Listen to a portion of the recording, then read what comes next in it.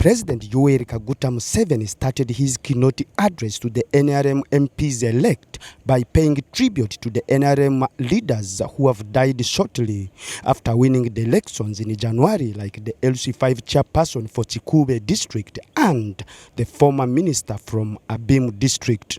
I then extend condolences to the families of our people who died, like our chairperson in Chikube, and our comrade Yafes. Later, Museveni outlined 3 strategic directives for the newly elected NRM Members of Parliament to prioritize upon their inauguration in May, starting with prosperity of the people.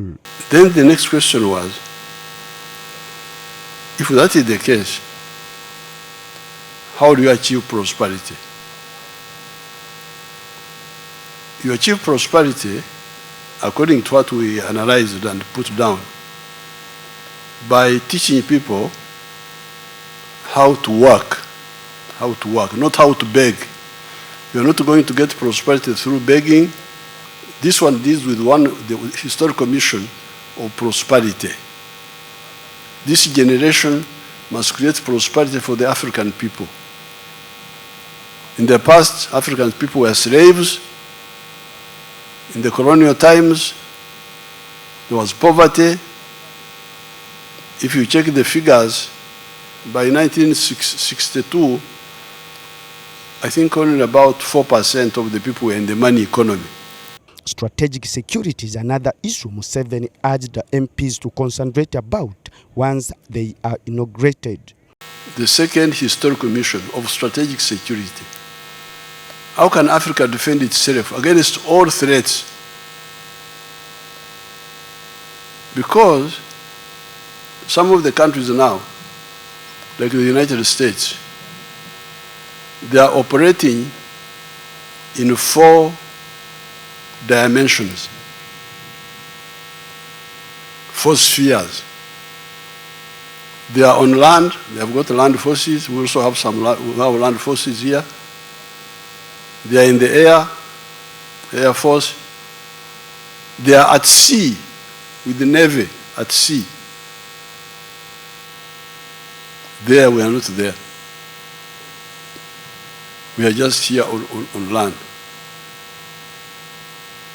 And some of those countries have forces in the ocean. And then in space. As we are speaking now, one of the satellites of the USA is going around the moon.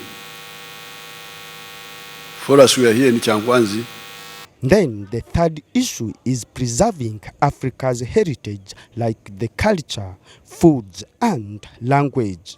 Museveni also spoke against corruption, which some members of parliament say he has overspoken about it, but he needs to arrest everyone involved in corruption without fear and favor. Corruption, very dangerous. Because now that you are in leadership, if you are corrupt, not only are you going to misuse government resources, but you will become a bad example. Last year, that you used to hear, now you've confirmed with evidence that there is corruption in the Ministry of Finance and the Parliament of Uganda. My question is, since you proved that, what have you done? When will you arrest, so that they serve as an example? That is a big concern between us, members of parliament, and Ugandans at large. A section of members of parliament also proposed the ideas such as provision of tractors to the villages, free and fair NRM primaries in the future, and remove service fee on electricity. The challenge we have in Butareja, which I want you as Sabarwan to handle, is the issue of the road to transport these perishable goods. Doctors are there, there's an improvement, the nurses are there, but Your Excellency, we don't know where the medicine disappears to. And in West Nile in general and in Moyo district in particular, we need tractors so that we can leap into middle income status.